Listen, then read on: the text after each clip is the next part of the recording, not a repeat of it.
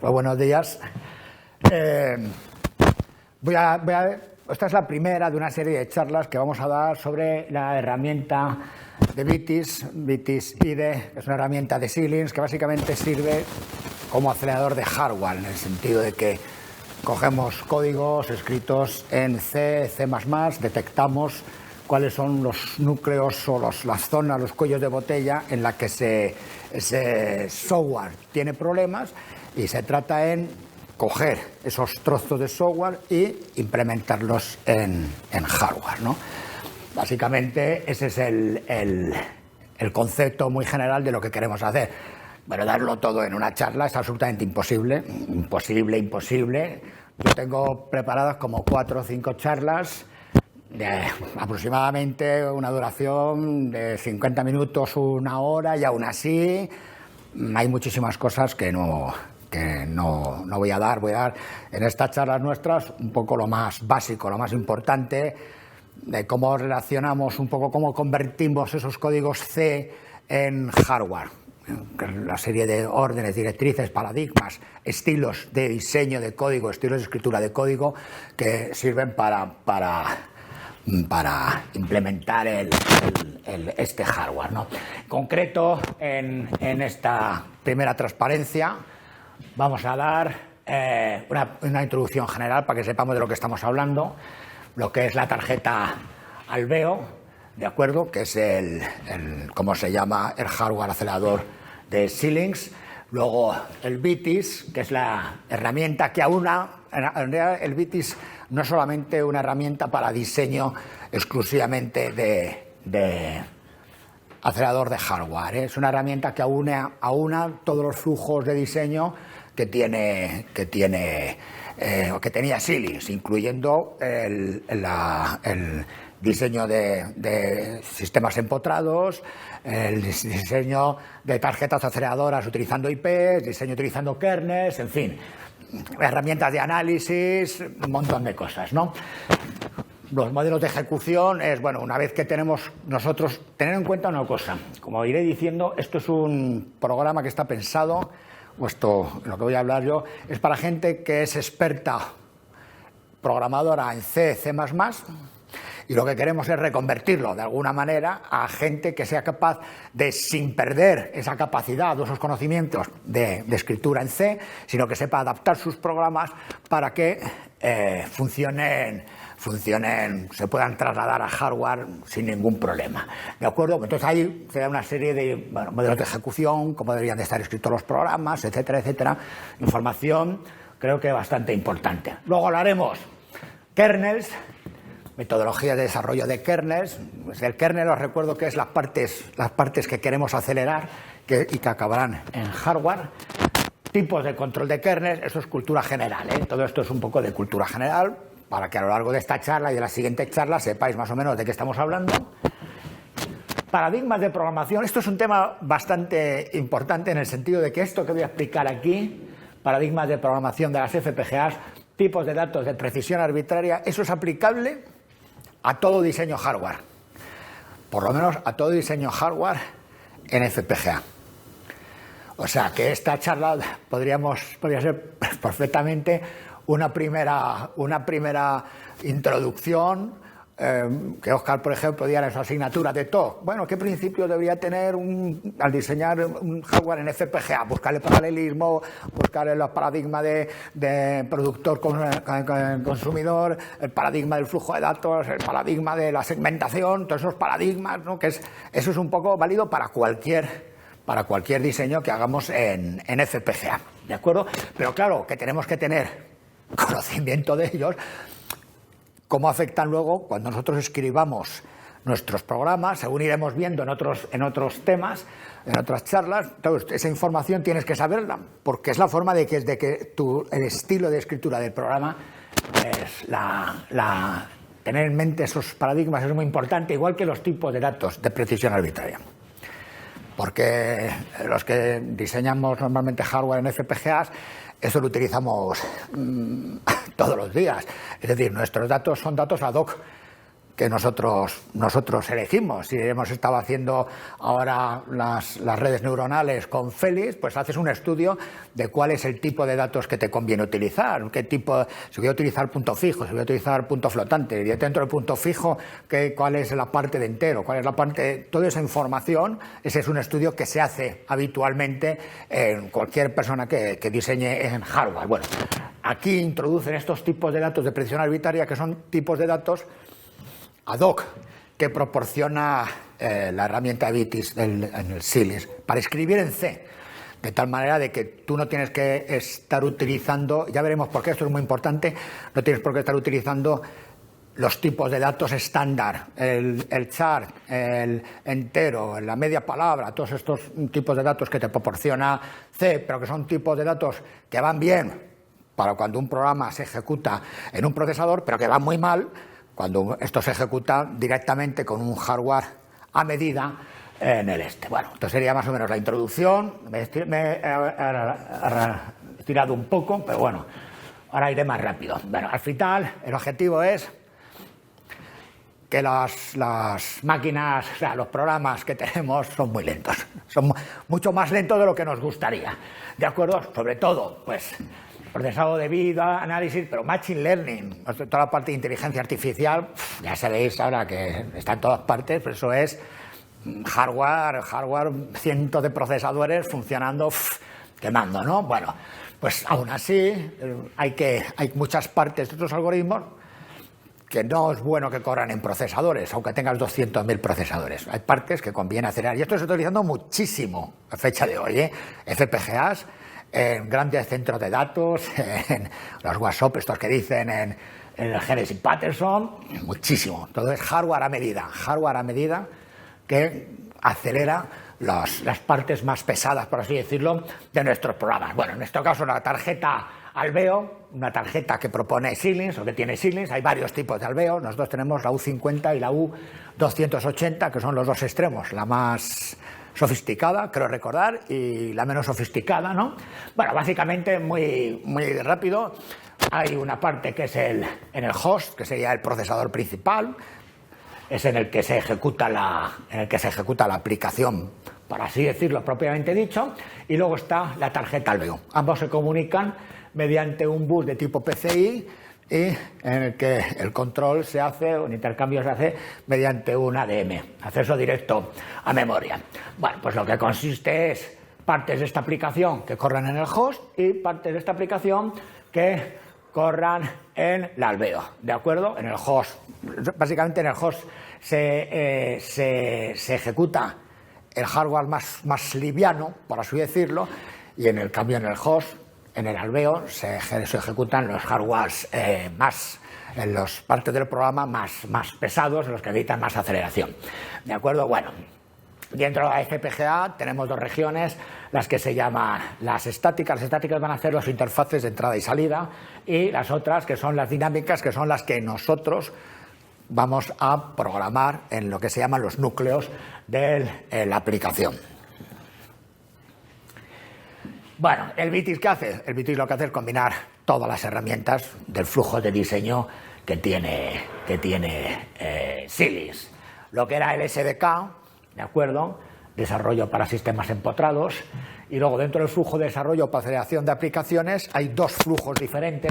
Uno es el que vamos a utilizar nosotros, el flujo kernel mediante High Level Synthesis, es decir, vamos a programar mediante CC los núcleos, y luego lo que llaman el flujo IP, que es el flujo derivado. Derivado es la herramienta actual de Xilinx que se utiliza para hacer diseños hardware sobre la FPGA. O sea, básicamente la diferencia consiste en que aquí vamos a programar en C y aquí vamos a programar en VHDL. ¿De acuerdo? Bueno, nosotros nos vamos a centrar, como digo, en el del kernel. Bueno, tendremos, como siempre, hemos dedicado ya el software. Pues vamos a llamar el software, es la parte que se ejecuta en el host. Si podemos trabajar en C++ o en OpenCL, bueno, lo mismo. Lo que se recomienda es que para la gente que no tiene mucha idea del hardware, que utilice el C++, ¿de acuerdo? Y para la gente que sabe mucho hardware, pues puede utilizar el OpenCL. Básicamente, ya digo, es que este es el flujo de diseño, que luego al final, por cierto, en los manuales es el flujo de diseño que tiene, ¿sabes? Que te explican, al final es este de aquí. Bueno, te explican los dos, este y este de aquí, pero el mayor peso lo ponen en este. Bueno, y luego en el componentes kernel, a su vez, lo podemos hacer RTL, bien VHDL o Verilog, pasando por Vivado, el OpenCL o el C++. Bueno, nosotros nos vamos a centrar todo en el C++.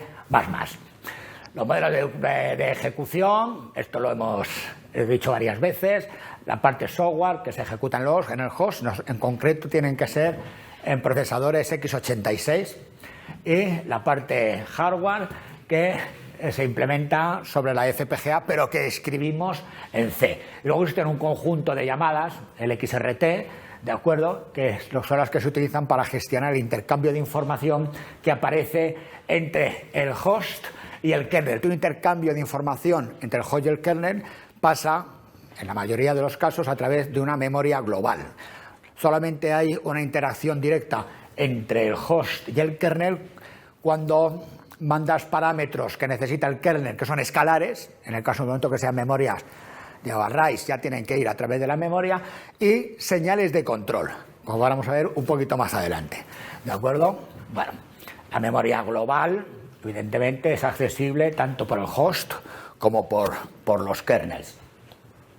Dice el modelo de ejecución, esto es, el host y el kernel comparten información a través de la memoria global. ¿De acuerdo? El host escribe los datos que necesita el kernel en memoria global. Es decir, si tú quieres que el kernel trabaje con una determinada array, tienes que enviar ese array que está en la memoria del host, lo tienes que enviar a la memoria global, que es la memoria compartida. A continuación, el host tiene que actualizar en el kernel, le tiene que enviar unos parámetros, pues indicándole pues que está activo, tiene que activar el kernel, tiene que darle información, direcciones, etcétera, etcétera. Entonces hace con unas instrucciones muy simples en C, y ya el kernel empieza la ejecución. Empieza la ejecución, trae los datos, empieza a leer datos de la memoria global y empieza a almacenarlos, a tratarlos en el kernel. Ejecuta lo que tenga que ejecutar, escribe los resultados en memoria global y notifica al host que ha finalizado. Todo esto son mediante instrucciones muy sencillitas, y el host lee los resultados de memoria global y los envía a la memoria del host.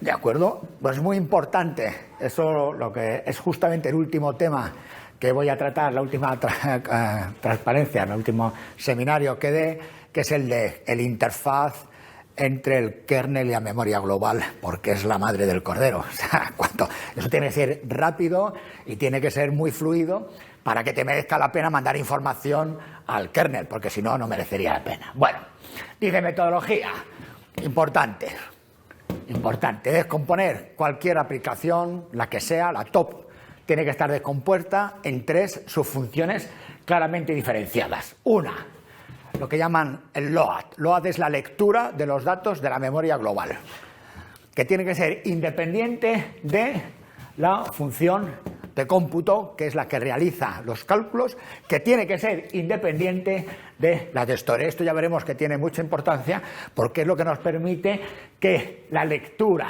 el cálculo y el store se puedan realizar en paralelo, de manera segmentada, porque vamos a ver que todo, absolutamente todo, se basa en que sea un hardware paralelo, que se puedan superponer los bloques de trabajo, las funciones, las componentes, que puedan trabajar en paralelo para acelerar cosas que no puedes hacer, evidentemente, o es más difícil de hacer en software, sino que aquí precisamente tenemos que aprovechar el paralelismo de la FPGA para conseguir esa aceleración. Bueno, lo dividimos en 3 subfunciones. La comunicación se puede hacer mediante arrays locales. Tendremos un seminario concreto sobre arrays locales, o el HLS String, que es una forma de, no me acuerdo ahora cómo tiene, una clase que utilizan para implementar una determinada comunicación entre el hardware, ¿no? Se escribe en C y esto lo traducen. ¿En qué lo traducen? Pues en esto que aparece aquí. Load, compute, store Esto de aquí lee de la memoria global, hay que intentar que sea de tipo stream, ya veremos la importancia que tiene eso, para que lleguen datos constantemente, estén constantemente alimentando al cómputo.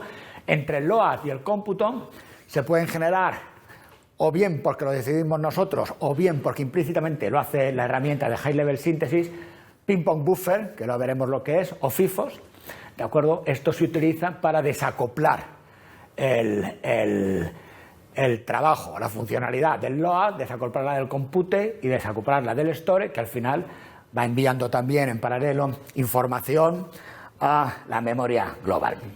Bueno, la segunda parte es, una vez que ya tenemos la top level descompuesta en 3 funciones principales, ahora lo que tenemos que hacer a su vez es coger la función compute y descomponerla en funciones más sencillas, cuyo objetivo final es que el módulo, el cómputo más sencillo, sea lo más parecido a un bucle simple, un bucle que no sea un doble bucle, ni tenga bucles anidados, bucles perfectos, ya veremos la importancia de que existan los bucles perfectos.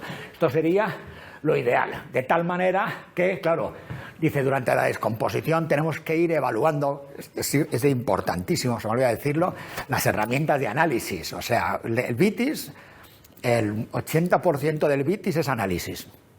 Herramientas, tiene como 7 u 8 herramientas de análisis que lo que sirven es para detectar, para pulir. Incluso hay una herramienta que es lo que llaman el guidance, la guía, que lo que te dice es, mire usted, este bucle que tiene usted aquí lo está implementando en hardware, pero ocupa demasiados ciclos. Si hace usted este cambio, lo puede mejorar. O sea, te dice, te da explicaciones de cómo puedes mejorar la escritura de tu hardware. Bueno, al final esto lo sabemos todos los que hemos estudiado segmentación y arquitectura de computadores, pues que al final, claro, que el rendimiento, el throughput que llaman aquí, del todo el kernel, pues es el throughput viene dado por el mínimo throughput. Básicamente que la función más lenta es la que te va a marcar el trabajo de todo el núcleo, ¿no? Por eso es importante el análisis, etcétera, etcétera. Una de las partes más importantes de optimización son los bucles, ¿de acuerdo? Tenemos que localizar qué bucles necesitan optimizar. Y dentro de las optimizaciones tendremos un seminario concreto de optimización de bucle, reducción del número de instrucciones internas al bucle, lo que claro reduce la latencia de ejecución y tarda menos en ejecutarse una iteración, lógicamente reduce el número de iteraciones, ¿de acuerdo? También reducir el intervalo de esto y reducir el intervalo de iniciación es el principal objetivo de todas las optimizaciones. ¿Por qué? Como ya todos habéis estudiado arquitectura de computadores, os acordáis del intervalo de iniciación en los pipelines. Cuanto menor es si el intervalo de iniciación es 1, quiere decir que cada ciclo de reloj puede entrar una nueva instrucción. Si el intervalo de iniciación es 1, quiere decir que cada ciclo de reloj puede entrar un nuevo dato. Porque esto es lo mismo, un nuevo dato. Puedo ejecutar un nuevo dato. Si el intervalo de iniciación es 5, tengo que esperar 5 ciclos hasta que se pueda entrar otro dato. ¿De acuerdo? Pues esto es uno de los objetivos principales de optimización del hardware. Bueno, dice, una vez que hemos localizado cuáles son los problemas de los bucles, pues mejorar la latencia, hay 3 o 4, está el desenrollamiento, existe el flatten, que es, ellos lo llaman flatten, yo me gusta, hasta antes a Óscar, me gusta más decir desanidamiento, porque el flatten lo que hace es varios bucles anidados, los desanida y los convierte en un único bucle. Desanidamiento, existe la partición, existe, en fin, un montón de 3 o 4 unión de bucles. Ejecución de bucles secuenciales, convertirlos en bucles paralelos. O sea, en el bucle hay un montón de estrategias de optimización. ¿De acuerdo? Bueno, también es cierto que, por ejemplo, cuando se hace el desenrollado, ya veremos que obligatoriamente tendremos que aplicar la partición de arrays o el reset de arrays para conseguir el paralelismo de lectura de datos suficiente. Y luego también, pues mejorar el throughput, dice, reduciendo el intervalo de iniciación. Dice que 2 factores principales, que no únicos, por los conflictos por la entrada y salida. Si tú tienes, por la razón que sea, que leer, tienes una memoria, por ejemplo, las memorias que implementa, la de máximo puertos de entrada y salida es la de 2 puertos, es la máxima. Claro, si tú tienes que leer 4 palabras de memoria en el mismo ciclo de reloj, no puedes. ¿Por qué? Porque solamente tienes 2. Entonces eso da conflictos de entrada y salida que pueden ser solucionados con un reshape o pueden ser solucionados con una partición, etcétera, etcétera. Es muy importante también, por ejemplo, para acelerar, según el tipo de bucle que estemos utilizando, utilizar estructuras caché internas a la FPGA que te permiten guardar, traer información, no tener que leer información redundante, por así decirlo, en diferentes ciclos, sino que tú guardas eso ahí y lo vas utilizando posteriormente. Y bueno, evidentemente la reconfiguración y las dependencias Loop-Carrier. Las dependencias Loop-Carrier son las dependencias que existen entre diferentes ejecuciones del bucle. ¿De acuerdo? Aquí hay una dependencia entre este punto y este punto.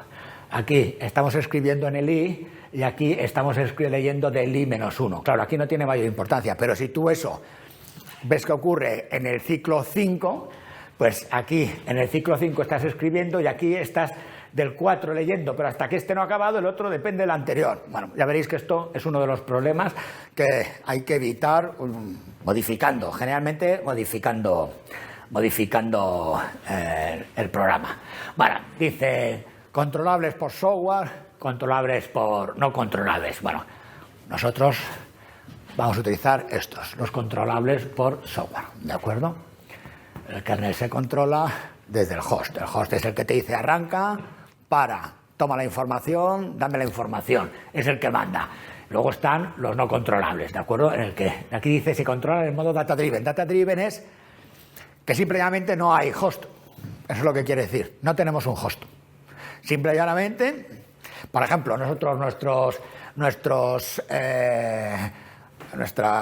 redes neuronales. Nuestras redes neuronales serían de tipo data driven. No necesitas un host para que funcione. Lo único que necesitas es va llegando dato, va llegando dato, va llegando dato y tú lo vas ejecutando. No hay una parte, no hay un host, sino lo que es el data driven, ¿de acuerdo? Luego, de estos de los controlados por software, pues existen las 2 soluciones que he dicho antes. Es la que está gestionada por XRT, ¿okay? Esto que se llama el RT, Xilinx, RT es runtime, XRT es runtime, ¿de acuerdo? Este es el que vamos a utilizar nosotros, flujo de diseño kernel, es decir, que vamos a escribir los kernel, el hardware que se ejecuta en la FPGA, lo vamos a escribir en C, y luego está el gestionado por el usuario, flujo de diseño IP, es decir, el diseñador es un diseñador hardware, que lo que va a utilizar es dentro de Vitis la rama de Vivado para realizar los diseños. Bueno, esto de aquí tiene muchísimas ventajas para la gente que trabaja en C, y es que te ahorra la implementación de cualquier protocolo de intercambio de información entre el host y el kernel. Cualquier intercambio de información entre el kernel y la memoria global. Cualquier intercambio de información entre el host y la memoria global. ¿Por qué? Porque de manera automática te coge los argumentos top level de los kernel y los convierte en interfaces de tipo AXI, no lo he puesto por aquí, son interfaces siguiendo el protocolo AXI, y el diseñador no tiene que preocuparse absolutamente de nada.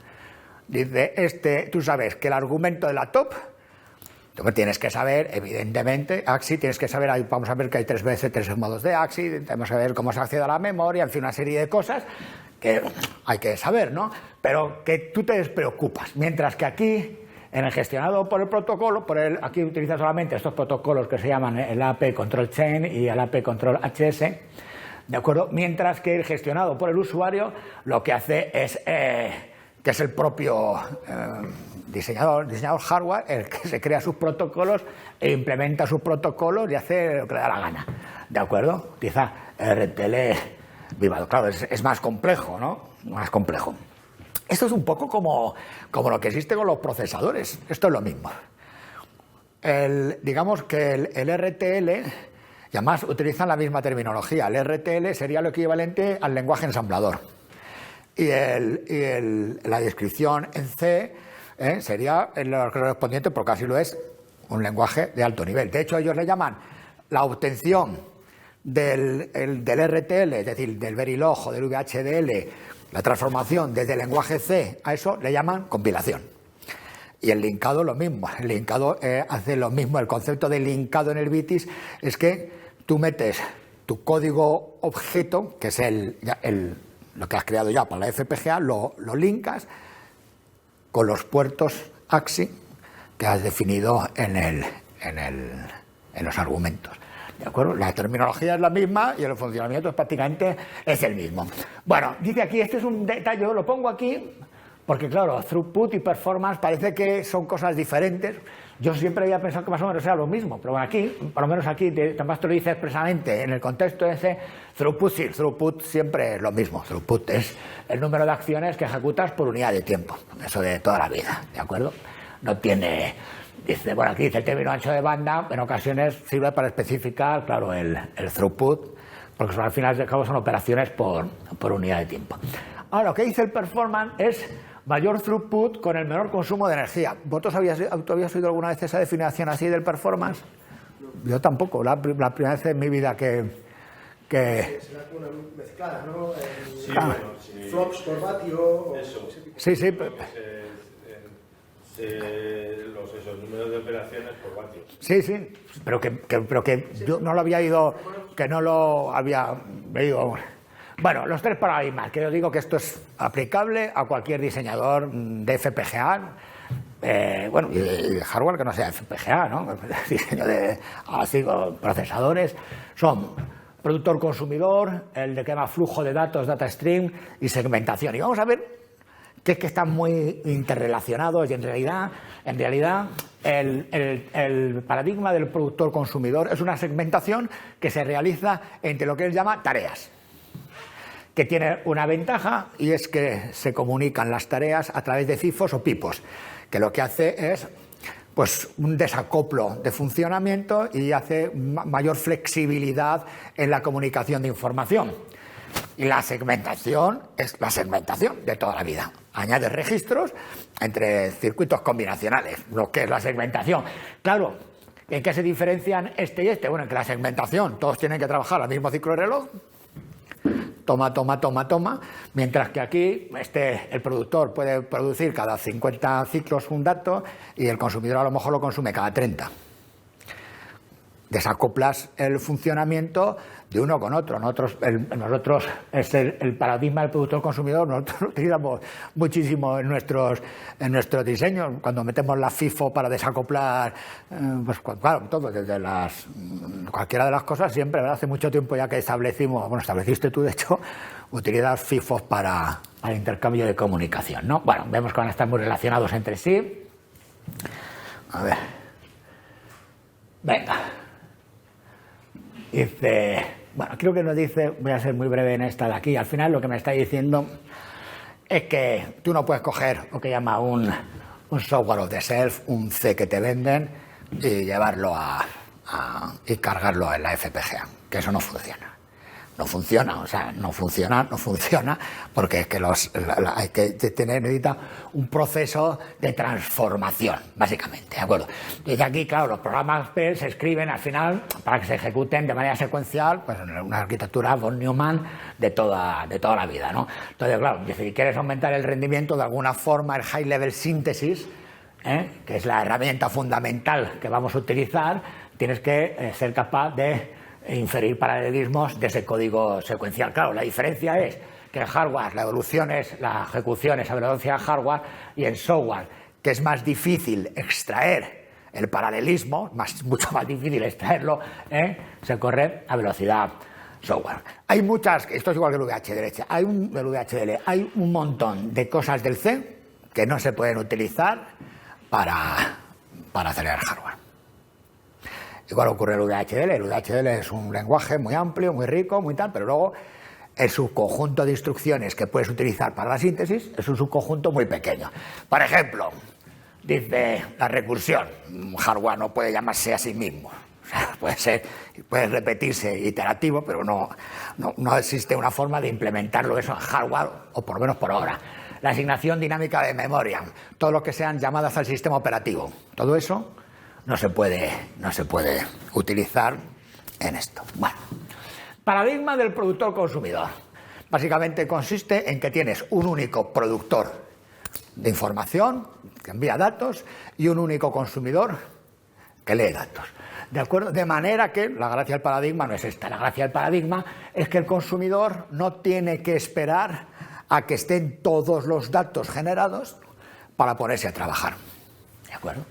Sino que en el momento que el productor empieza a meter información en la salida, el consumidor puede empezar a consumirlo. ¿Y cómo hace? Pues mediante FIFOs. Es que fuese el ejemplo clásico de FIFO. Yo voy generando, yo lo voy dejando ahí y desde el consumidor dice, coño, me llega una señal de que ya tengo un dato, lo consumo. Claro, aquí hay que tener un problema que ya veremos en su día, que hay que ajustar el High Level Synthesis, el HLS, da un tamaño por defecto de tamaño de FIFOs, pero esos tamaños los tenemos que estudiar porque si no, claro, como cualquier FIFO, pues se pueden producir paradas, interrupciones, etcétera, etcétera. Vale. Dice, bueno, esto es una optimización macroarquitectónica.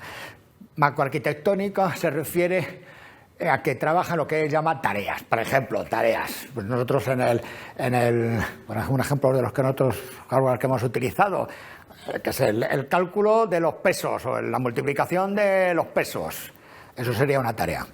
Otra cosa es las diferentes partes internas de esa tarea, ¿de acuerdo? Si tú intentas trabajar con la parte interna de la tarea, son optimizaciones microarquitectónicas. Si son ventajas o optimizaciones para trabajar en paralelo con varias tareas, se llama macroarquitectónicas. Dice, claro, aquí básicamente lo que me está diciendo es lo de siempre, claro, por eso utilizas el hardware acelerador, que es muy difícil en un software ejecutándose en un procesador sacarle todo el rendimiento o aumentar el rendimiento que se puede pasar con una ejecución en paralelo, porque digamos que la ejecución de un software en un procesador, por defecto, es una ejecución secuencial. Otra cosa diferente en un único procesador. Otra cosa diferente es que tú dentro de ese procesador tengas diferentes técnicas que te permitan hacer el paralelismo a nivel de instrucción o a nivel de hilo, ¿de acuerdo? Eso son cosas diferentes. Bueno, y tú puedes tener efectivamente 4 procesadores trabajando en paralelo, pero claro, esos procesadores, aunque tú lo primero de todo ya sabéis, por lo menos hace tiempo así era, ahora mismo no me acuerdo si era, que había un estudio que decía que de 2 procesadores se utilizaban los 2, 4 procesadores se utilizaban 2, de 8 procesadores se utilizaban 2. Depende de si es trabajo científico o no, pues todo lo que puedas mandar en paralelo. Aún así, recordar que los procesadores trabajan a velocidad software, es decir, que tienen que leer instrucciones, tienen que codificar instrucciones, tienen que leer los datos, tienen que operarlos, tienen que, etcétera, etcétera. Mientras que en el FPGA no tienes que leer nada. Por lo tanto, siempre es hardware puro y duro, por así decirlo, y siempre el rendimiento será mayor. Dice, el caso más simple, dice, es que haya un productor único y un consumidor único. ¿De acuerdo? Ya digo que se comunican mediante un buffer generalmente de tamaño finito, pero esto es como las FIFOs. O sea, se pueden bloquear, se pueden parar, puede ocurrir que lleguen datos falsos, puede ocurrir un montón de cosas, ¿de acuerdo? Bueno. El patrón de comunicación normal son las FIFO. La FIFO es para cuando los datos se consumen en el mismo orden que se generan. Podríamos decir que, por ejemplo, si nosotros leyéramos en posiciones secuenciales de una memoria, podríamos utilizar la IFO. La PIPO es para cuando los datos se generan o se consumen en un orden diferente o en la lectura de la información es una información en posiciones no continuas de memoria. ¿De acuerdo? En este caso ya veremos luego un ejemplo de cómo es la PIPO, ¿no? Ping-pong buffer, que al final son 2 buffers, mientras que uno se está llenando, se lee el productor, escribe en un buffer, el consumidor lee del otro. Y cuando ha acabado de leer, empieza a leer del de arriba y el otro empieza a escribir en el de abajo, así consigue, ¿de acuerdo? Bueno, dice, es importante lo del data flow, lo explicaremos a continuación. Dice, esto lo hemos visto ya, la lectura de datos, la escritura de datos, siempre en funciones diferentes, ¿de acuerdo? Paradigma del flujo de datos. Bueno, parece que es muy similar a lo que hemos visto, pero no es muy similar. Aquí lo que pasa es que lo que hemos visto, que el productor consumidor lo que hace es que, de alguna manera, hay un señor que genera datos, el otro que los consume, y el que los consume puede empezar a consumirlos antes de que estén producidos todos. Eso es, trabajan en paralelo. Pero claro, ¿qué pasa? Que para que eso funcione tiene que existir un flujo de datos. Tiene que llegar un flujo de datos constante, porque si no, no sirve de nada. No, yo puedo empezar a leer, pero si el dato no me llega con fluidez, no hay. Entonces eso es prácticamente, en esto, es lo que se refleja aquí. Representa un conjunto de datos sin límites que se actualizan constantemente. Dice, claro, intenta hacer que sea una secuencia unidireccional, de un productor a un consumidor. Además, vamos a ver una cosa, que no puede ser de un productor a dos consumidores. Tiene que ser de un productor a un consumidor.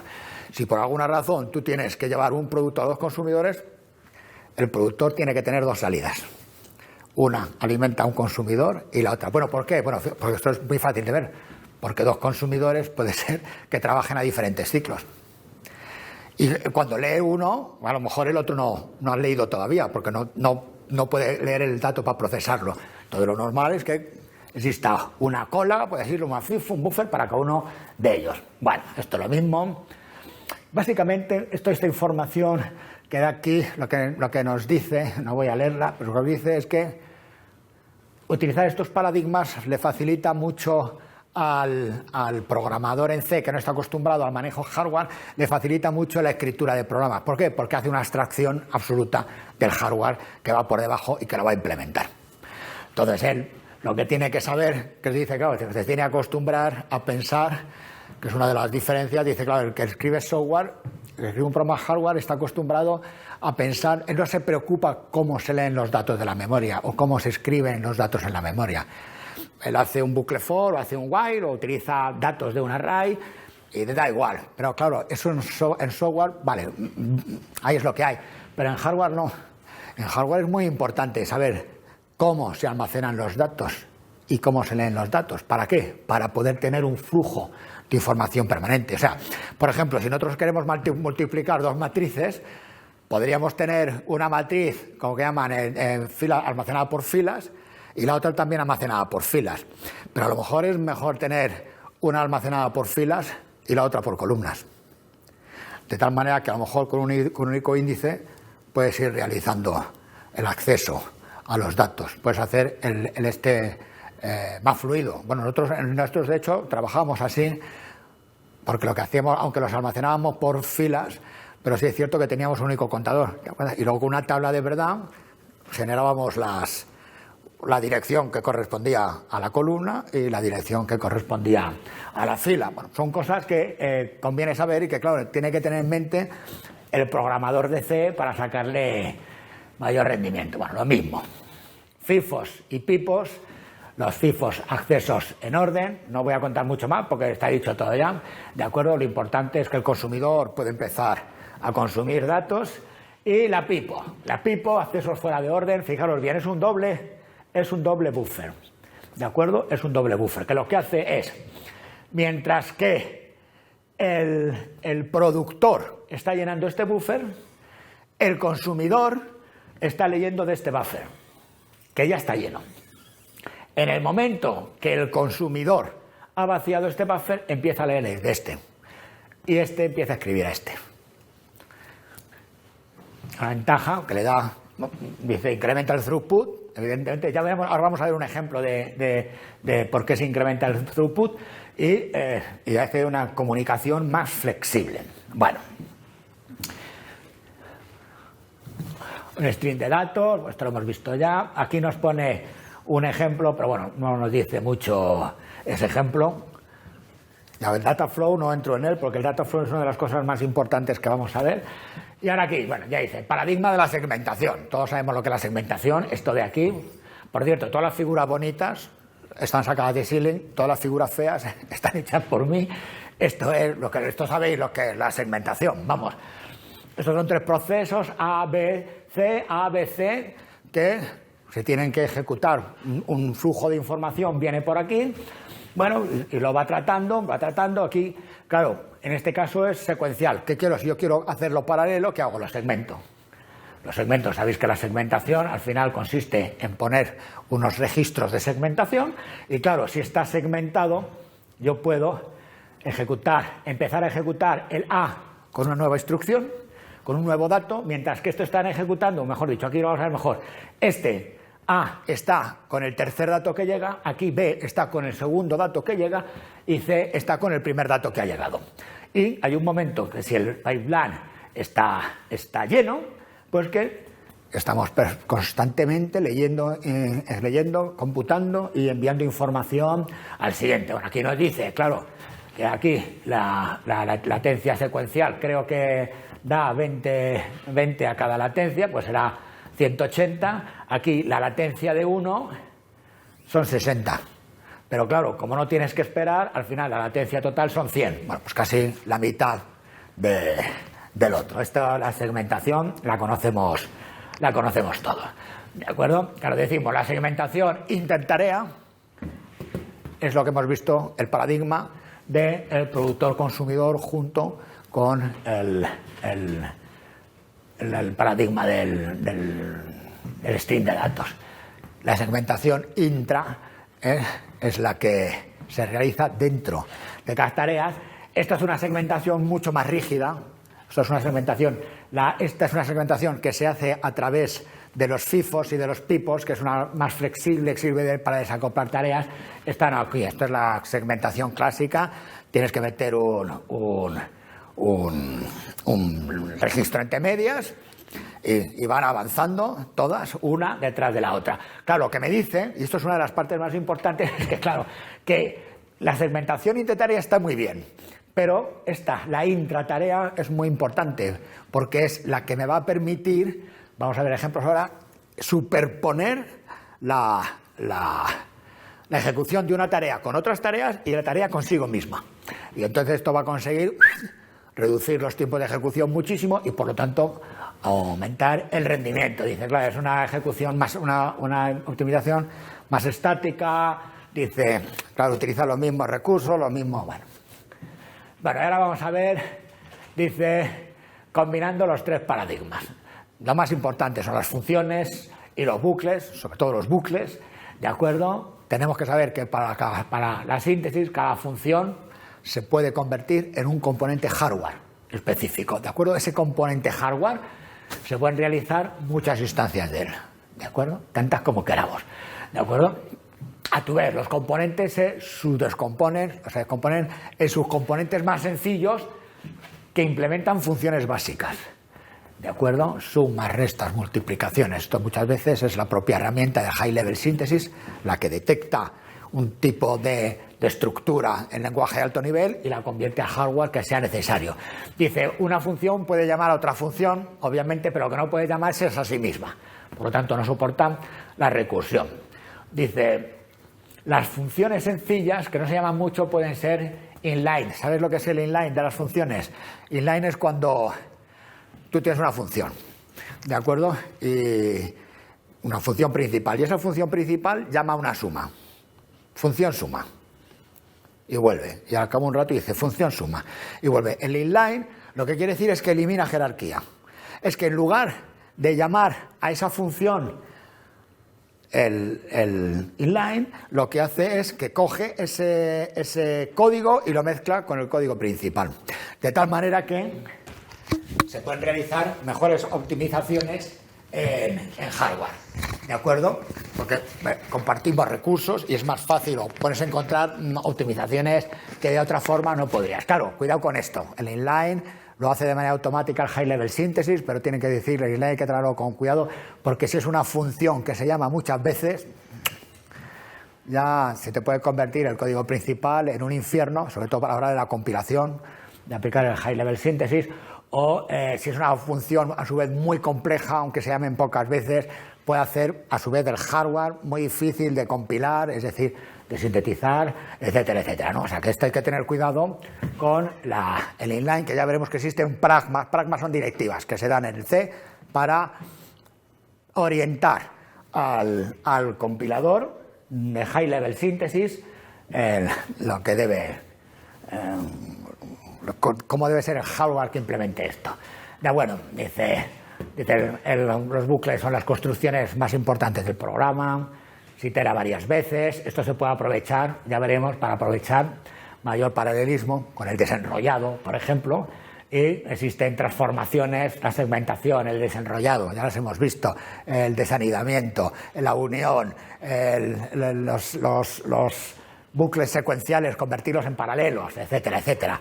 Teniendo mucho cuidado siempre cuando escribamos los códigos, intentando evitar siempre las dependencias entre dos, y que por cierto que pueden ser dependencias entre dos iteraciones consecutivas, o puede ser dependencias entre la iteración quinta y la decimoquinta.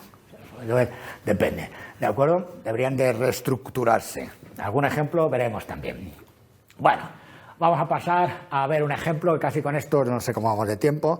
Bueno, como hemos empezado un poquito tarde, pero vamos a ver, básicamente lo que queremos es cómo vamos aplicando la combinación de los tres paradigmas a la ejecución de 4 tareas A, B y C, que son 4 tareas en una disposición diamante, que quiere decir que A alimenta a B y a C y B y C alimentan a D, ¿de acuerdo? De tal manera que, por cierto, entre B y C no existe ninguna dependencia, son independientes entre sí, suponemos que son funciones C y vamos a suponer que realizamos 2 invocaciones de la función, ¿de acuerdo? Es decir, sabiendo que las 2 ejecuciones a su vez son independientes entre sí y que las tareas B y C son independientes entre sí. Esto sería la ejecución secuencial de toda la vida, ¿de acuerdo? Los circulitos negros es si hay algún tipo de sincronización entre ellas, una FIFO, una PIPO, algo así. Pues primero A, hasta que no ha acabado A, B, cuando acaba B, C, cuando acaba C, D, así.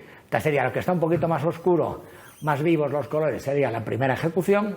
Los que están un poquito más desvaídos, para los que tengáis ojo, de que yo soy un poco dicromático y me costó verlo. Pero, bueno. ¿Qué pasa si nosotros introducimos paralelismo a nivel de tarea en una ejecución? Bueno, pues pasa lo que pasa aquí. Si, como B y C son tareas que son totalmente independientes entre sí, las puedo ejecutar en paralelo. No hace falta que sean secuenciales. Luego la A través de algún tipo de elemento de sincronización, siguiendo el paradigma del productor-consumidor, puede alimentar a A, a B, puede alimentar a C, y a su vez B y C alimentan a D. Son 2 ejecuciones, pero son 2 ejecuciones independientes que son incapaces de solapar entre sí. Bueno, nos dice aquí que sería una ejecución típica de multithread, multihilo, ejecutándose en una CPU. Bueno, es que justamente las partes interesantes van a quedar cortadas. Es una lástima, porque claro, bueno. ¿Qué pasa si hacemos la segmentación a nivel de tareas entre ejecuciones? ¿Por qué quiere decir eso? Fijaros bien, lo que quiere decir, aunque no se ve porque está cortado, lo que quiere decir es que yo ahora puedo superponer la ejecución de B y C, aunque no se ve, lo puedo superponer con la segunda ejecución de A. ¿De acuerdo? Este A de aquí está con el primer dato que llega, estas B y C están con el primer dato que llega, esta A, que no aparece aquí, sería la ejecución con el segundo dato. Ahí casi se ha visto, ¿no? Ha habido casi un momento en el que parecía que sí.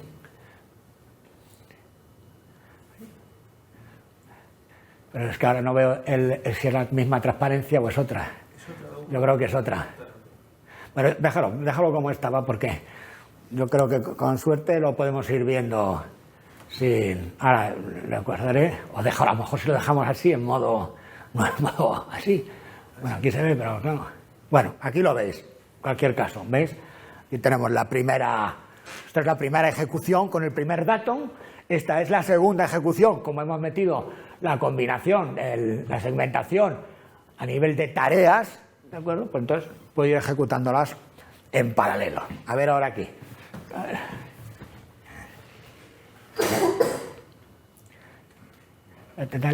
Es que a lo mejor déjalo de la otra, ponlo incompleto, porque a lo mejor ahora las he subido más y ya no tenemos el problema. Así, aquí así sería perfecto, ¿no? Así se ven. Así, déjalo así, a ver. Y entonces, fijaos bien, claro, ¿cuál es el problema que existe aquí? El problema existe este de aquí, que es, claro, este A escribe en un array, en un buffer, que hay aquí una memoria, está escribiendo información que a su vez aprovechan B y C. Claro, este de aquí está escribiendo en esta misma memoria. Aquí se ve mejor. En la primera ejecución de A estoy escribiendo en la memoria M. En la segunda ejecución de A estoy escribiendo en la memoria M. Pero B está leyendo la memoria M. ¿Qué pasa? Bueno, que pudiera ocurrir que, por la razón que fuera, este A sobreescribiera esa memoria y por lo tanto B1, la primera ejecución de B, estuviera leyendo datos falsos. Bueno, ¿esto cómo se hace? ¿Cómo solucionamos primero el problema en hardware? Con el pipo. Lo que hace es, en la primera ejecución escribo sobre esta memoria de aquí, en la segunda ejecución escribo sobre esta y lee de esa. Vamos intercambiando la escritura de uno a otro y así conseguimos que esto funcione pues con fluidez y sin ningún problema. Espérate que no es aquí. A ver ahora si soy capaz. Que la cosa no es sencilla. A ver si soy capaz o no soy capaz. No te me digas que no soy capaz.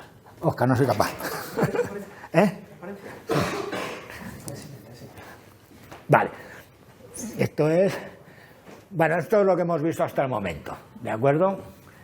Esto es, las tareas son independientes entre sí, pueden estar en paralelo y las tareas se pueden ejecutar en paralelo entre sí, ¿de acuerdo? Con lo cual, esto es lo que se llama el paralelismo a nivel de tarea, paralelismo a nivel de macroarquitectura. Ahora, claro, necesitan otras optimizaciones, que es la que es a nivel microarquitectura. Y entonces, así me explica cómo se hace y así te tienes que levantar, ¿sabes? Con la flecha abajo. Así, ¿no?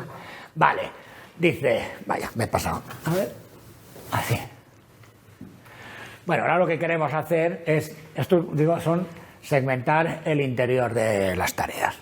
¿De acuerdo? ¿Qué conseguimos con eso? Bueno, con esto vamos a conseguir dos cosas importantes. Conseguimos solapamiento entre tareas de la misma ejecución. Antes las tareas no se solapaban. Se ejecutaba una y se ejecutaba la siguiente. Ahora, si conseguimos la segmentación interna, conseguimos solapamiento entre tareas. Pero es que además también conseguimos solapamiento con la misma tarea, una tarea consigo mismo. ¿De acuerdo? Es una forma importante, eficiente de mejorar el throughput, de compartir recursos, etcétera, etcétera. Con la flechita aquí. Bueno, fijaros bien. Vamos a suponer, en este caso, esto es lo que veíamos al principio. Fijaros bien que tiene que acabar tarea A, al B o al C. ¿De acuerdo? Es decir, es cierto que este productor puede ir dando información a este consumidor, datos a este consumidor y a este consumidor. Pero los datos salen, si esto de aquí tarda en ejecutarse 30 ciclos, los datos salen cada 30 ciclos. Ahora, ¿qué es lo que pasa si yo segmento esto? Si yo segmento esto en segmentos de 10 ciclos, ¿qué quiere decir? Que llegará un momento dado en que cada 10 ciclos yo podré dar un dato aquí. Estaremos consiguiendo que esta tarea que antes no podía dar, tenías que esperar a que el dato se ejecutara para poder dar el dato, ahora se pueda solapar con esta B y con esta C. ¿De acuerdo? Ese solapamiento es importante porque estamos a su vez aumentando el throughput del hardware, ¿no? Dice, cuidado, dice, las FIFOs, ya digo, que ponen un tamaño por defecto, lo coloca el High Level Synthesis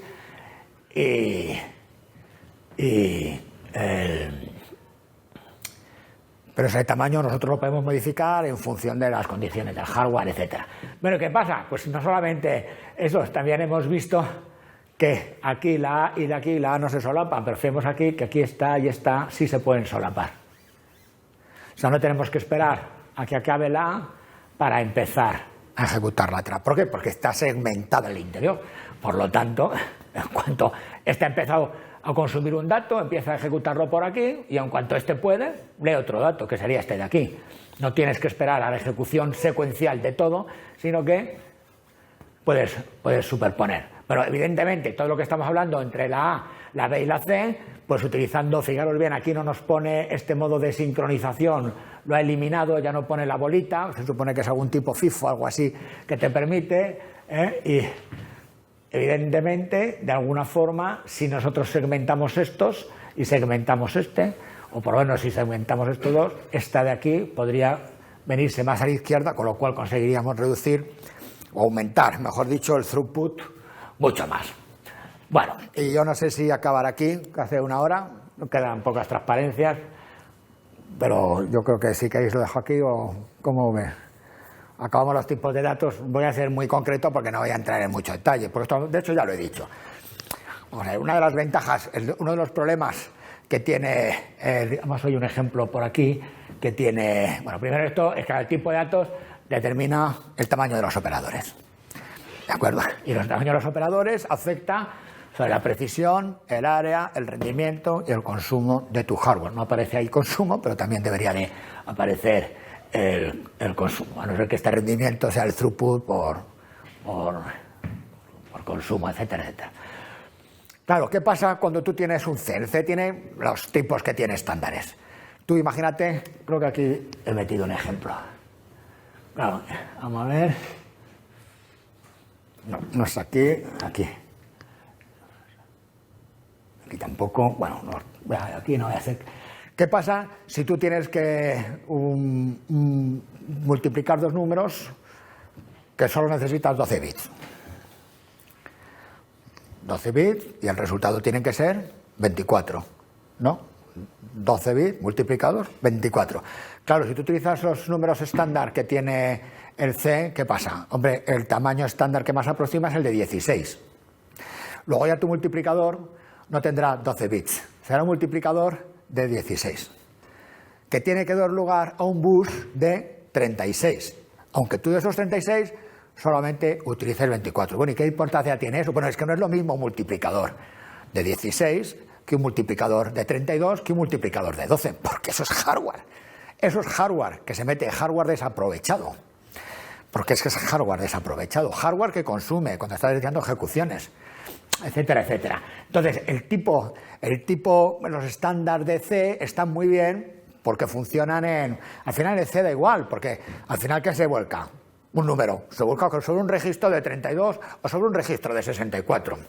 Pero aquí no da igual, porque es que aquí no es lo mismo utilizar un multiplicador de 12 que de 16. ¿Por qué? Porque a lo mejor el de 12 solamente consume 2 DSPs, que es como implementan en el FPGA hardware específico para implementar no solamente multiplicaciones, otras cosas, ¿no? Mientras que si utilizas uno de 16, a lo mejor consumes 4 DSPs, de los cuales no estás utilizando, porque no los estás utilizando.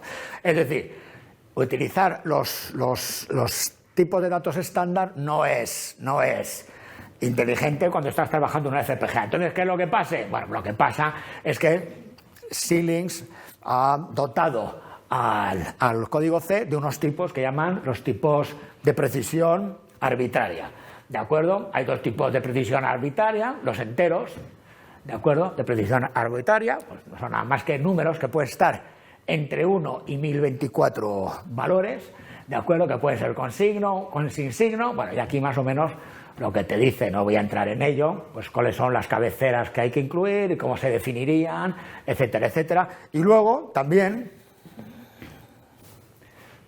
los de punto fijo. Los de punto fijo es la librería de VHDL, lo mismo. Lo mismo. Defines un punto fijo, lo dices AP como fixe y entonces tú le puedes dar cualquiera de estas opciones. Tú eliges la opción. Bueno, esta es la anchura total, esta es la anchura de la parte entera. ¿Qué modo de cuantización quieres? El redondeo más infinito, redondeo a cero, redondeo a menos infinito, redondeo a infinito, redondeo convergente, valor por defecto, trucado a cero. ¿Cuál es el modo de overflow? Tú puedes definir exactamente cómo quieres que sea tu tipo de datos. Y eso afecta al hardware final que tú implementas. Claro, no es lo mismo implementar un redondeo a cero que un redondeo a más infinito. O sea, esto, tú lo especificarías en C. Sí, sí, en C. Entonces en C especificas esto y entonces para particularizarlo y que no consuma todo el hardware que Claro. Esto, Bueno. le das esta... Exactamente. O sea, tú, por ejemplo, aquí, mira. ¿Defines dentro del C? Claro, el C. Cuando tú defines el C y dices, quiero que I, tú en C dices int y pones, ¿no? Y es un entero. Pues ahora en lugar de poner int, pones apfixe y le pones esta información. Si quieres que sea enteros, pues le dices que pueden ser con signo o sin signo, pues plates en este de aquí, en este de aquí. Claro, esto es C. Tienes que incluir la librería y a continuación estás definiendo una variable que es un entero con signo de 9 bits. Y aquí estás definiendo una variable sin signo de entero de 10 bits. Lo escribes en C. Y la high level síntesis lo ve. Entonces, ¿y la operación cómo la sintetiza? O sea, si tú haces... Eso es muy interesante. La operación hace lo mismo. O tú operas igual que siempre. A es igual a más B, más por B. No sé. Y es del high level. Ahí está. Es que es un tema de las cosas más interesantes que hay. Si tú, cuando estás escribiendo en tus programas una función, en los argumentos, es en el único sitio en el que es necesario que declares este tipo de datos. Es el único sitio. Yo quiero que A sea un entero sin signo de 8 bits y quiero que B sea un entero sin signo de 8 bits y creo que C, que es la salida, o sea, y entonces da igual cómo definas el resto de variables internas, las variables locales de tu función, da igual cómo las definas. Porque el high level synthesis, por defecto, al ver que los argumentos son un signet de 8 bits, un signet de 8 bits, un signet de 16 bits, por defecto te genera toda la estructura hardware a esos 8 bits. Aunque tú después estés utilizando una variable entera, le da igual. Solamente lo tienes que poner en el argumento. Y todo eso se transmite, lo cual en cierta medida es una comodidad porque solamente te tienes que preocupar de los tipos de los argumentos y el resto seguir programando como siempre, sin mayor problema, porque eso lo deshace. Bueno, aquí básicamente creo que... sí, esto es una comparación que hace, y esto sí que va a ser lo último, nos da este de aquí, este pequeño programita, nos dice que están definidos los datos DIN de T, es una definición tipo de dato, y nos dice que los tipos de datos están definidos en el archivo typeH. Bueno, pues lo que ocurre, aunque no lo veis muy bien, lo que ocurre es... ¿Cuáles son los resultados de la síntesis, de la high level síntesis, si utilizas tipos estándar de C? Pues mirad, el reloj estimado, el target es 4, el estimado son 3,85, la latencia 66 y no se ve aquí lo que es el hardware que consume. Aquí en el tiempo estimado no se nota mucho, pero la latencia está a 35 y aquí, que es donde se ve más en el hardware, es como la cuarta o la quinta parte de lo que hay ahí. Se podría ver. Aquí están definidos, estos son entero 6, entero 12, entero 22, entero 33. Estos son tipos de datos que están definidos como números aleatorios, estos arbitrarios. Y yo creo que con esto he acabado. No sé si hay algo más por aquí. Bueno, y lo de las variables globales, que ya os lo digo muy rápido, los punteros no lo voy a hablar hoy. Las variables globales, eso es muy importante. En C vosotros sabéis que tenéis una variable global y que esa variable global puede accederse desde cualquier subfunción que aparezca por ahí, ¿de acuerdo? Con utilizarla es suficiente, aquí no. Porque en el hardware real, eso es o sea, si tú quieres meter un valor a una función, tienes que tener un puerto por el que entre esa función. Por lo tanto, las variables globales hay que ponerlas siempre. Si las vas a necesitar, si una subfunción utiliza una variable global, esa variable global tiene que aparecer entre los argumentos de la función, porque si no, la síntesis no es correcta. Bueno, y con esto me he ceñido casi una hora más o menos, creo que ha sido. O sea que... ¿Pero qué? El próximo día, cuando las veamos, pues ya entraremos a optimizaciones propiamente dichas. Bueno. Tengo un par de preguntas. O sea, Lo que tú nos has contado aquí, ahora mismo esto es, si yo quiero diseñar con Vitis un determinado programa, imagínate, el programa que hacíamos en C, ¿no?, de tu tesis, tal, pero yo tomaría ese programa escrito en C, le cambiaría los tipos de datos para... Le pasas, lo primero te dice que tienes que pasarle herramientas de profiling. Gproof es la que proponen dos. Exactamente ese código le paso el profiling. Para ver dónde flaquea. Luego coges... los cuellos de botella están en esta función. Pues esa función la escribes para que sea un kernel, lo tienes que poner entre... Le das un nombrecito que ahora no me acuerdo cuál es y tienes que poner toda la función entre llaves y eso ya es un kernel que se va a ejecutar. Y ya está. Y eso ya se ejecuta en hardware.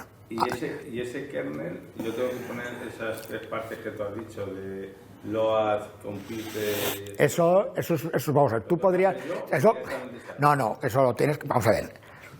Tú, el software que te dan, el C que te dan, él lo compila a hardware. Es decir, tú coges tu función y hay un hardware que lo ejecuta. ¿Qué pasa? Que no tiene ninguna ventaja. Porque claro, eso que precisamente lo que te está diciendo, que es que para extraer el rendimiento al hardware, los programas tienen que tener cierta forma. Y es el load, compute y store. Entonces tú solo tienes que meter en funciones separadas para que el hardware, aparte de otra cosa, es importante también porque luego los load y los store son los que se van a relacionar con la memoria global. Van a tener unos interfaces. Cuando tú digas, eso es una raya, bueno, pues esa raya se implementa como una interfaz AXI, que es el que va a acceder a memoria global. Entonces, de alguna forma, lo que estás es separando lo que son los accesos a memoria global, los estás separando de lo que es el cómputo. Ahora bien, que tú lo puedes meter y que carga un hardware, seguro. Otra cosa es que sirva. O sea, el proceso sería, yo tengo un programa, le hago un profiling. De ese profiling me dice, conviene separar esta función, o sea, igual que hacemos con una GPU. Sí, igual. Igual, esta función y esta función. Y ahora tú coges, yo me voy a centrar en esta función. Y coges esa función y la tienes que separar en load, compute y... Sí. Y exactamente, ¿qué es lo que va en el load? ¿Qué va en el compute? En el load es lo que lee... Los load son los datos, leer datos. Tú sabes que hay cuando tú escribes en C, tu función está leyendo un array. Pues esa parte de lectura del array es lo que va en el load. Y luego los resultados los escribes en otro array. Bueno, pues el resultado, la parte esa que estás escribiendo en el array sería el store. Lo que pasa es que ahora los arrays son elementos, son accesos a memoria global, no son arrays internos. Claro, es que es la ventaja que tiene el flujo de diseño que tú en el top level, todo lo que defines en el top level, la herramienta de síntesis te lo convierte automáticamente a puertos y a toda la circuitería de control necesarias para comunicarse con la memoria global sin que tú tengas que hacer nada. ¿Y de la memoria global, hablo de la memoria global de la CPU o de la... La memoria global es la memoria global que está en la tarjeta. La tarjeta son las DDRs. Tiene DDR y HBM, tiene DDR, HBM... Sí, de la tarjeta al veo. Y entonces, el proceso sería, perdona que yo pueda entenderlo bien, el proceso sería, yo hago este profile y ya tengo esto, y ahora lo que hago es, cuando ejecuto, hago primero en el host, digamos, inicializo el proceso. Exactamente. Inicializo el proceso y ya le paso al albeo la ejecución. Exactamente. Y en la ejecución del albeo ya hace el load. Claro. El computer. Claro, todo lo hace. Y cuando termina, si devuelve algo, bueno, devolverá a sí, claro. Y entonces manda una señal de control, lo pone en un registro de control que lee el host, que está el host lo está chequeando, que ha terminado, para que el host retome el control. Vale. O sea, que es igual el proceso que como sí. la GPU, similar a la optimización. Sí. La GPU hace más intercambio de memoria. Y aquí te lo ahorras y lo implementas directamente en hardware, sin la planificación de la GPU y todo. Exactamente. Solamente puedes explotar. Y una cosa que me ha resultado curiosa es que va en contra precisamente de las FPGAs, de las las GPUs, GPUs. es que tengas que buscar bucles, ¿no? Bucles, porque en la Es que aquí lo vamos a ver. los tienes que evitar. Pues aquí no es que tengas que buscar bucles, lo que te dice es que los bucles es pues uno de los elementos, digamos, que mejor rendimiento obtienes en la optimización. O sea que un bucle que se repite 30.000 veces es muy importante que esté segmentado, por ejemplo. ¿Por qué? Pues porque estás permitiendo, en lugar de que tarde 30 ciclos en ejecutarse, a lo mejor puede que el intervalo de iniciación fuera 30, si tú lo tienes optimizado, lo tienes segmentado, a lo mejor el intervalo de iniciación son 2. Lo que quiere decir que cada 2 ciclos de reloj puedes meter un nuevo dato. Y entonces lo que consigues es que trabaje en paralelo. Los bucles, no solamente los bucles, lo que hace es que los bucles, es que justamente aquí no lo tengo, los bucles lo que hace es, sobre todo, mucho desenrollamiento. ¿Qué quiere decir? Un bucle, tú que imagínate un bucle que hace una multiplicación. En una multiplicación, bucle que hace 20 vueltas, ¿no? Es una multiplicación que tiene un multiplicador y 2 lecturas de un array, ¿de acuerdo? 2 datos, lees en paralelo y ejecutas. Si tú desenrollas ese bucle, desenrollar ese bucle quiere decir que metes más hardware. Si tú metes 20 multiplicadores, quiere decir que en un único ciclo lo ejecutas todo. Claro, ¿qué pasa? Que consumes más recursos. Claro, consumes más recursos. Es que... como el software. Claro. El software, tú haces en realidad varias iteraciones del mismo bucle. Y ahí es la otra pregunta. Claro, cuando tú dices... Dependencias también. Hay que tener cuidado con las dependencias. La dependencia. Claro, pero o sea, la diferencia es que en el desarrollado, o sea, yo, por ejemplo, el tipo de ejemplo que vemos en arquitectura, el desarrollado de un bucle, 4 instrucciones, o sea, en 4 segmentos, sí, bueno. Iteraciones, claro, eso aquí implica que cuadruplicas el hardware. Claro, por eso. Lo primero que te dice, el desenrollado, hay un ejemplo muy bueno que vamos a ver el próximo día, el desenrollado está fenomenal, pero hay que tener mucho cuidado con el desenrollado. Generalmente, si tú tienes un bucle que da 3.000 vueltas, desenrollar, no hay capacidad de hardware en la FPGA para meter 3.000 multiplicadores. 3.000 multiplicadores con 2 entradas a cada multiplicador. Lo que quiere decir que no solamente tienes que desenrollar el bucle, sino que tienes que, ¿cómo se dice esto?, o reshape, reformar la forma del array para permitir más lecturas en paralelo, o, no me acuerdo cómo se llama el otro, es el cortar el array, lo cortas el array en arrays más chiquititos, para que puedas tener... Pero claro, nadie puede hacer eso. Bueno, no, dice, ahora lo que pasa es que te dice, bueno, cuidado, los bucles que son pequeñitos, es que no hace falta desenrollarlo todo, porque tú, un bucle que da 3.000 vueltas, lo desenrollas, tú puedes elegir el factor de desenrollamiento. Tú le puedes decir, quiero que me desenrolle 2. Pues ya que desenrolle 2 quiere decir que el tiempo de ejecución del bucle lo ha reducido a la mitad. En lugar de 30.000 ciclos, son 15.000 ciclos. Y si lo desenrollas en 4, lo has cortado a la mitad. Entonces, no te hace falta desenrollados totales, al revés. De lo que te dice es que solamente desenrolles totalmente los bucles que sean muy simples, muy sencillitos. El que si no lo desenrollado, ya te decía, con que desenrolles un factor de 4, ya le has ganado un montón de tiempo al bucle. Porque estás ejecutando 4 instrucciones, 4 multiplicaciones en paralelo. Y luego... partición de arrays, que se me olvidaba. La partición de arrays. Reset y partición, sí. Cuando hablas de los paradigmas, sí. No me ha quedado muy claro lo que es. Bueno, es que es muy confuso, muy confuso.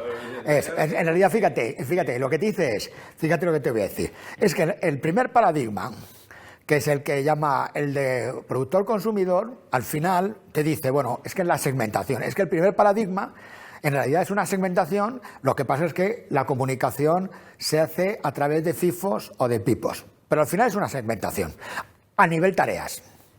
El último paradigma, que es el paradigma de segmentación, es la segmentación que estudiamos en hardware. Tú cortas tus circuitos, los cortas en trozos que intentas que la ejecución sea similar, y lo que haces es ejecutar una segmentación idéntica a la de un procesador. Y luego la del data flow, lo que te quiere decir es que todo esto de la segmentación y del como lo primero, como lo del productor consumidor, es muy bonito, pero que no sirve de nada si tú no estás proporcionando una cantidad de información continua al hardware. Es confuso porque es confuso tal y como lo explican, ¿eh? Sí. Me refería a que, o sea, cuando dices paradigmas son, digamos, enfoques que tiene que dar el diseñador hardware. Sí. O sea, tiene que tener en cuenta, por un lado, la relación del productor-consumidor, por otro, el flujo de datos y tal. Vale, o sea, que son tres cosas que hay que tener en cuenta. Que hay que tener en cuenta. Que podrías aplicar Exactamente. distintas optimizaciones. Exactamente. Por ejemplo, claro, a ti digamos que meter el paradigma de productor-consumidor, meterlo dentro de una tarea, sabes que eso consume mucho, porque los buffers consumen mucho. Un registro es un registro. Pero un buffer, una FIFO, tiene señales de control, que estoy vacía, estoy llena, te puedo leer, me puedes leer. Nosotros generalmente en nuestros diseños todas esas señales de control no las utilizamos, solamente utilizamos la de tengo dato, leo dato, porque el tamaño de las FIFOs es lo suficientemente grande como para que no se llenen. Pero claro, hay otros problemas, otros que sí que necesitan las 4 o las 5 señales de control. Todo eso tiene que ir en hardware. Entonces, dentro de una tarea no te merece la pena meter ese hardware, porque consume muchísimo. Pero un registro es un registro. Y un registro es cada cuántos ciclos activo la señal de... No, es que cada estos son 8 ciclos. Pues cuenta 2, 1, 2, 3, 4, 5, 6, 7, 8. Escribo. 1, 2, 3, 4. Escribo. Entonces te ahorras hardware, pero al mismo tiempo, claro, estás permitiendo que luego esa tarea se pueda realizar en paralelo con otras tareas y en paralelo consigo misma. Vale. Y otra pregunta. ¿Cómo de sencillo es todo este proceso? O sea, es decir, tú dices ahora, todo lo que hemos dicho, ¿no? ¿Cómo de automatizado está? Vamos a ver, tú le dices, array, vamos a ver ejemplos, ¿eh? Hoy no, porque hoy no era la idea esta. Partición del array. HLS, pones asterisco, la almohadilla, pragma, HLS, partición. Ya está. Nada, no tienes que hacer nada más. Desenrollado. Paradigma, HLS, un rol. Ya está. No tienes que hacer nada más. O sea, es facilísimo. Es meter paradigmas, es decir, un paradigma no son los paradigmas, estos no son nada más que instrucciones al compilador, para que sepa, este bucle lo tengo que desenrollar.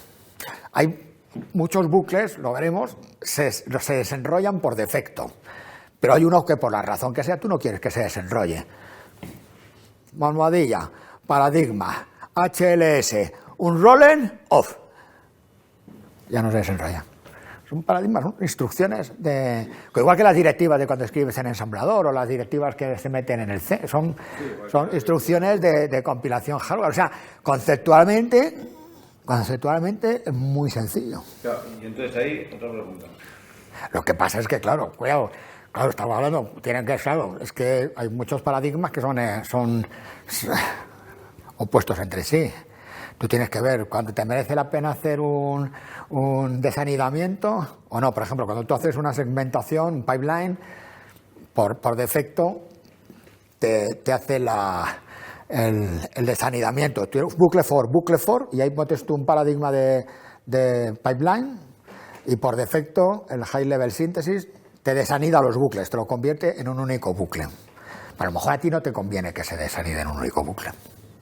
Generalmente conviene porque cuanto más bucles, así, tienes más señales de control y esos son retrasos. Pero tú tienes, lo que haces es que sabes muy bien qué es lo que hace cada paradigma y luego casi todos ellos existen por defecto. ¿Sabes? Por defecto, cuando tú haces segmentación, todos los bucles que hay por arriba los desanida.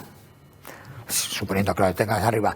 Por defecto, cuando tú haces una segmentación, por debajo, las funciones que hay por debajo, por defecto, no se desenrollan o no se segmentan. Si las quieres desegmentar, las tienes que segmentar tú una a una específicamente. Por defecto, los bucles que tienen más de 3.000 vueltas no los desenrollan. Pero tú quieres que desenrolle uno de 3.000, pues le puedes decir, desenrolla a partir de 3.000. Pero la aplicación es sencilla, bueno, ya lo vais a ver. La aplicación es tú desenrollas, tú le puedes decir al array que lo puedes definir como que tenga un puerto de salida o 2 puertos. Vale, vamos a suponer que tiene 2 puertos y que tú tienes un array, un bucle que da 10 vueltas. Tú lo puedes desenrollar. Claro, si tú lo desenrollas, tienes, pues, si lo que haces es multiplicar, tienes 10 multiplicadores. Pero claro, tu array sigue teniendo solamente 2 salidas, con lo cual el desenrollamiento per se no hace nada. Si tú quieres que sirva de algo el desenrollamiento, tienes que hacer partición o reshape. Hay un ejemplo muy interesante, la diferencia entre reshape y partición. Digamos que vamos haciendo la partición, va consumiendo luz, va consumiendo hardware, y en cambio el reshape hace lo mismo, en el mismo ciclo, sin consumir nada. Bueno. ¿Tenéis alguna pregunta vosotros? Yo sí, una. Es más que nada sobre los datos y las operaciones. Sí. Hablabas antes de las multiplicaciones, por ejemplo, de 12 bits. Sí. Entonces las salidas del día tendrán que ser de 24, el doble siempre, sí.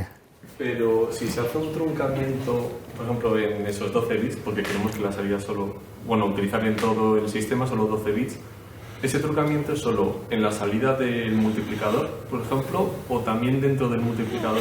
Si tú utilizas un modo de estos AP, ¿de acuerdo?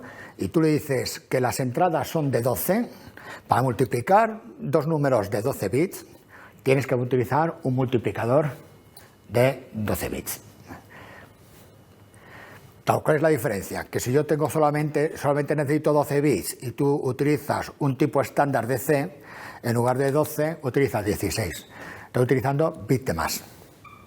Y por lo tanto, tu multiplicador, ¿sabes cómo van los multiplicadores? Porque lo enseñan en TOC, ¿no? Lo enseña Óscar, ¿no? Crece en profundidad y en anchura, ¿no? Si lo haces a base de sumas, etcétera, etcétera. Claro. En cambio, si tú le dices, utilizas los tipos de datos estos ad hoc, tú dices, entonces, claro, si tú, para multiplicar 12 bits, tienes que tener un multiplicador de 12. ¿Sí o sí? Otra cosa diferente es que tú le digas que de esos 12 de salida, solamente te hacen falta utilizar, en lugar de 24, 20. Y eso sí que se lo puedes decir. Entrada de 12, entrada de 12, salida de 20. Y él te hace el multiplicador, no tiene más remedio que hacértelo de 12, pero la salida te saca solamente los 24 que tú quieras sacar, o los 20 que tú quieras utilizar. Claro. Sí, sí. Vale. Yo tengo uno. Has dicho que cuando, por ejemplo, quieres coger un trabajo que ya tienes realizado en C y quieres intentar optimizarlo, la herramienta te da consejos. Muchos, sí. ¿Es más consejos a nivel de la carga de tiempo está en un sector o te no, para más? Lo que primero que te dicen es que tienes que pasarle un profiling. ¿Para qué? Pues para saber dónde falla y sobre todo saber cuál es tu rendimiento de referencia. Para aplicar la ley. Claro, efectivamente, sí. Y para tener un rendimiento de referencia, porque dice, no, esto tarda en ejecutarse en el host 2 segundos. Coño, si lo llevas al hardware y en lugar de 2 es 1,98, pues hombre, ¿sabes? Para eso no te lo llevas al hardware, ¿sabes? Entonces, primero tienes que saber eso, luego tienes que ver cuáles son los cuellos de botella, cuál es la función que más se llama. Es una de las cosas, dice, claro, esta función es la que más se llama, pero además cada ejecución de esta función tarda tanto tiempo, aunque esta es la que quiero hacer yo, el kernel. ¿Por qué? Porque es la que me da el problema. A una que te va bien, ¿para qué la vas a hacer?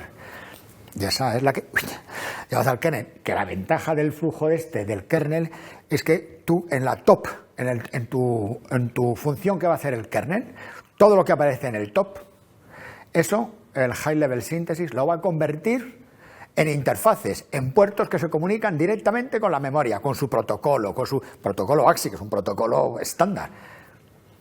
Y ya está, pero tú eso no lo tienes que programar, eso te olvidas. Eso ya te lo da por hecho. Tú pones argumento A, B y C, 2 entradas y una salida. O A, B, C y D, 2 entradas y 2 salidas. Y eso directamente, eso es lo último que vamos a ver, el último tema.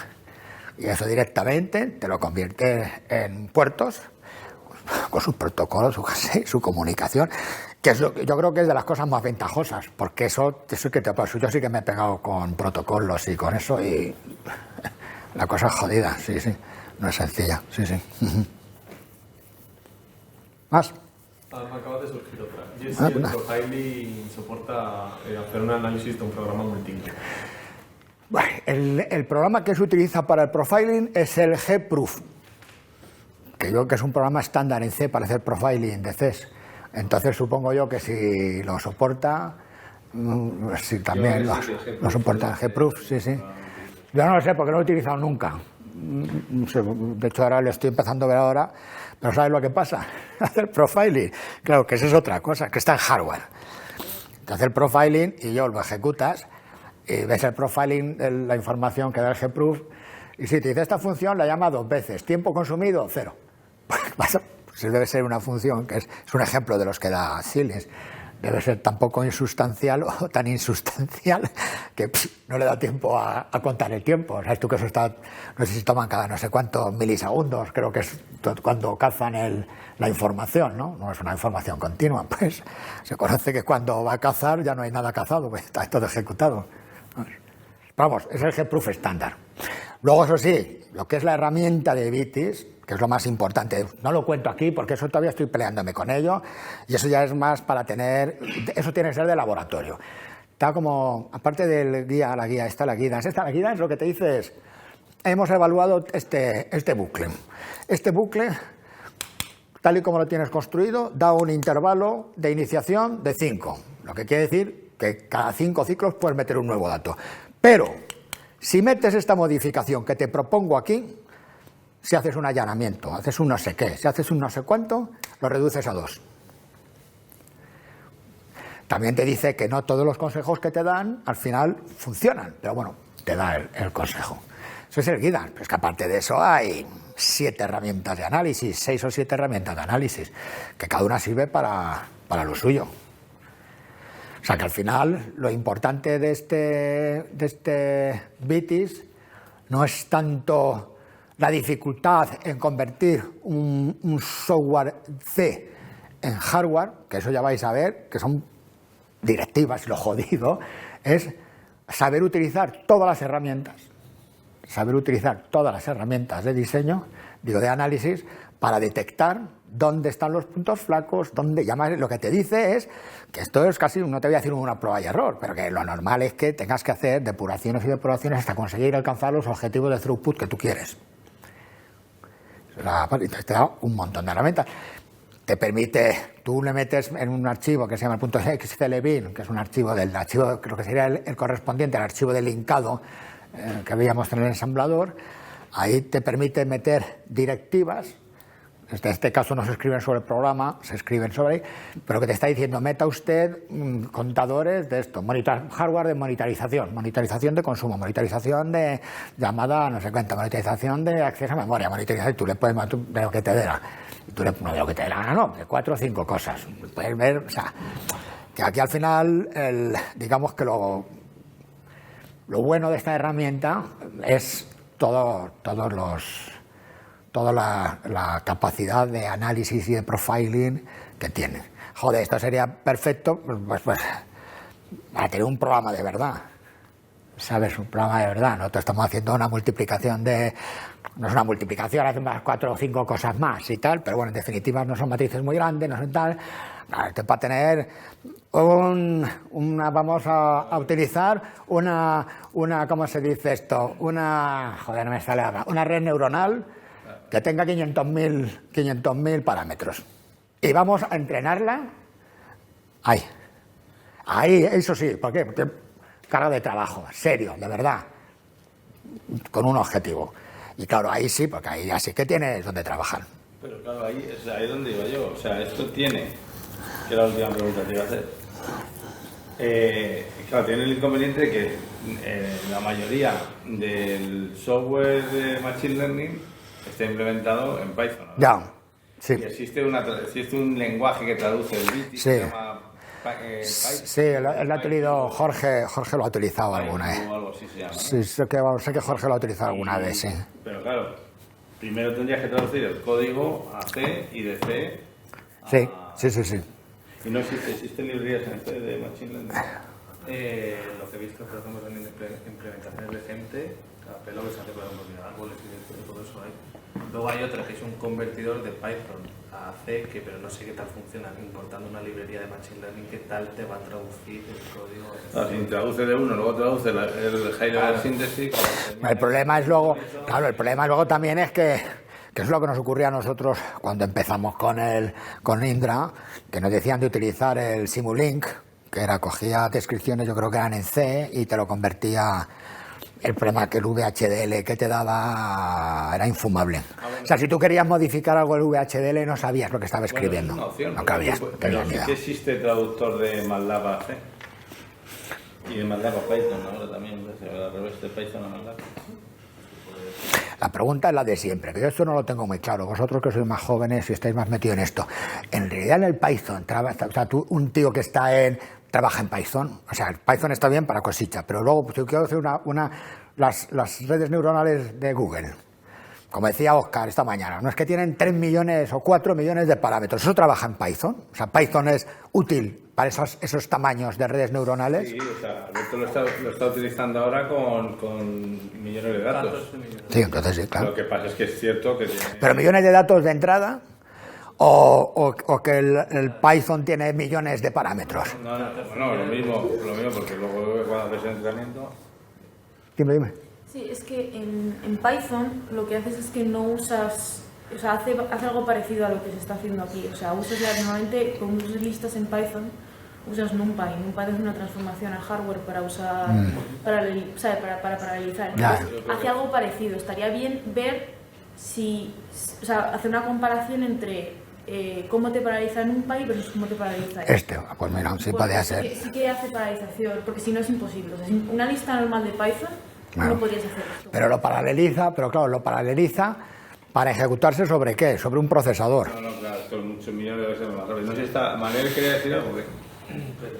Sí, ¿me oís? Sí, ¡Dios mío! No, o sea que realmente lo que son las librerías de las redes neuronales y del Machine Learning, esas están escritas en C o en C++. Y Python normalmente hace solamente lo que es el interfaz para hacer las llamadas. O sea que eso no sería la parte importante. Pues eso es interesante saberlo. Eso es interesante saberlo, porque podíamos echarnos la manta a la cabeza y decir, vamos a hacer un estudio sobre el hardware acelerador, hacer una red neuronal gorda, ¿qué tal? Sí, no, los algoritmos que está haciendo Alberto, o sea, en teoría en su tesis ahí está puesto que la implementación final debería ir sobre las tarjetas Alveo. Las de árboles que tardaban en hacer un árbol con los 14 millones de datos, tardaba en CPU 155 minutos. 155 minutos. En CPU, pero luego utilizando la nueva librería que es, te transforma el código a CUDA, te hace una... Sí, porque corre la GPU. Claro, corres el GPU y te tarda menos de 2 minutos. Claro, pues es que la FPGA es más rápida que la GPU. Mucho más rápido. Porque la GPU al final sigue el mismo principio. Es un procesador, pero es un procesador de propósito específico. No es como las CPU normales que son procesadores de propósito general. Pero al final es instrucciones que están almacenadas en memoria y que tiene que ir leyendo. Y eso es lo que lo ralentiza frente al otro. El otro es hardware puro y duro, no tienes que leer nada. Coges datos y sacas datos. Entonces, por ejemplo, eso sería una comparación muy interesante de ver. Eso sería muy interesante. Es decir, mira, en GPU hemos tanto, pero en hardware de este tipo, a ver cuánto sale. Bueno, a lo mejor resulta que sale peor, pero... Es como decir, lo utilizas ahora, por ejemplo, si te cojo un problema pequeño y lo hago la transformación directamente a CUDA, sale peor tiempo, obviamente, en GPU que en CPU, por la latencia que tiene. Claro, es lo mismo que pasa aquí. Aquí es que problemas pequeños, al final tienes que enviar la información a la memoria global. Toda esa información consume mucho tiempo. Entonces, claro, lo que conviene es que el tiempo de cómputo en el hardware acelerado sea muy grande comparado con las latencias de traer y llevar información. Y de hecho, una de las razones por la que te dice LOAD, la estructura LOAD cómputo store, es precisamente para que tú en LOAD puedas trabajar en LOAD en paralelo con el cómputo. Según vas trayendo datos, los puedo ir consumiendo.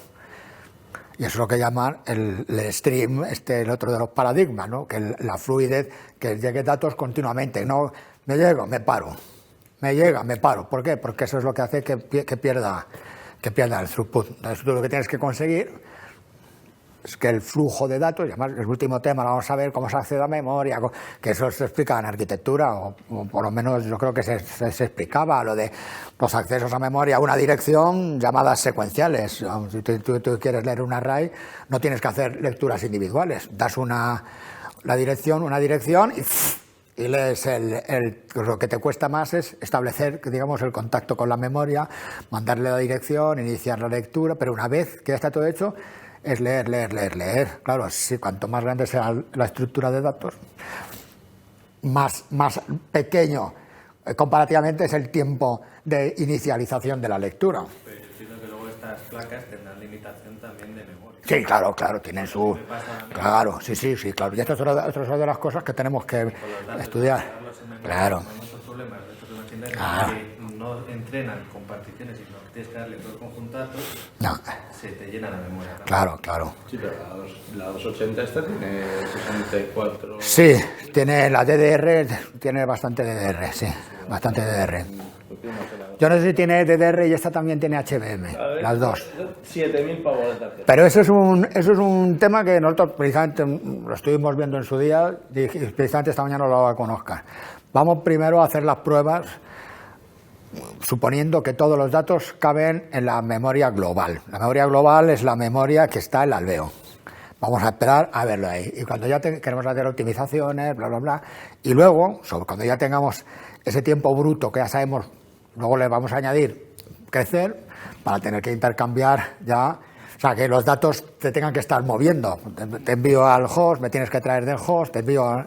que ya tenga una interrelación, porque claro, el dato principal está en la memoria del host, que es la memoria pues del procesador, en donde tengamos la máquina.